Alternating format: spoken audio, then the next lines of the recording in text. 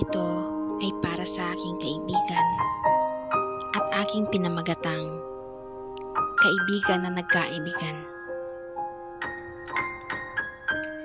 Magkaibigang tapat na laging magkasama sa lahat. Bawat isang damdamin isiniwalat, pero may isang espesyal na damdamin na di pa nailahat. Tayo nagkakilala sa VR ng OFW Kulitan at naging magkaibigang matalik. Di tayo mapaghiwalay kung pumanhik. Laging hawak kamay at nakikinig sa paborito nating DJ na kinikilig. Alam na ang mga bawat hilig, pero ako lihim kang iniibig. Ramdam ko na kaibigan lang ang iyong turing. Pinapalata ko sa iyo itong aking damdamin. Kung sana sa iyo'y nanaisin na ang ating pagkakaibigan ay lumlevel up din. Kaya't inalagaan ka at pinoprotektahan at sinasabayan ka sa mga kulitan. Yung tipong nagtatago sa mo maka-VR at makasama ka lang. Lihim na hindi maisabi sa iyo na hinahangad ko na maging tayo. Na malaman mong ika'y nandito sa aking puso.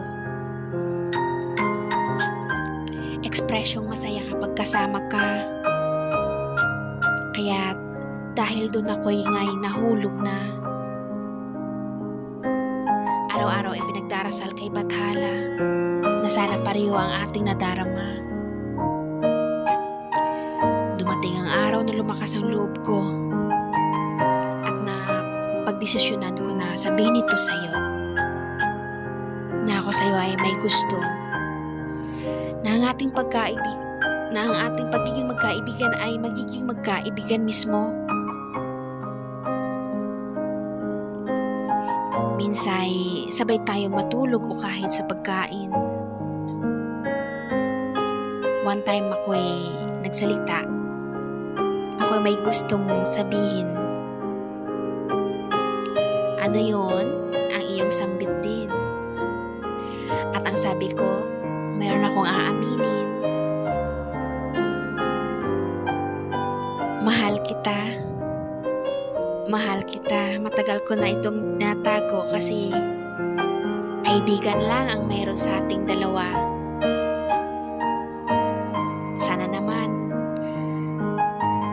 ako ay may pag-asa. Kung wala man, ayos lang. Kasi desisyon niyan talaga. Ika'y nagulat sa aking sinabi. Ika'y nabigla at sa akin ay ngumiti. Mahal din kita, kaibigan ko. Ang sambit mo. Matagal ko na rin gusto sabihin ito.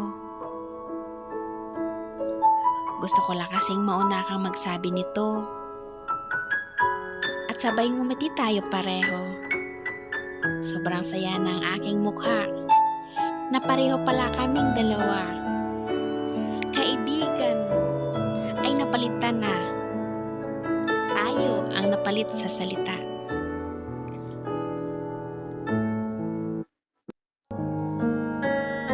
Kaibigan na nagkaibigan, sa wakas natupad na ay aking nais mapagtatagumpayan.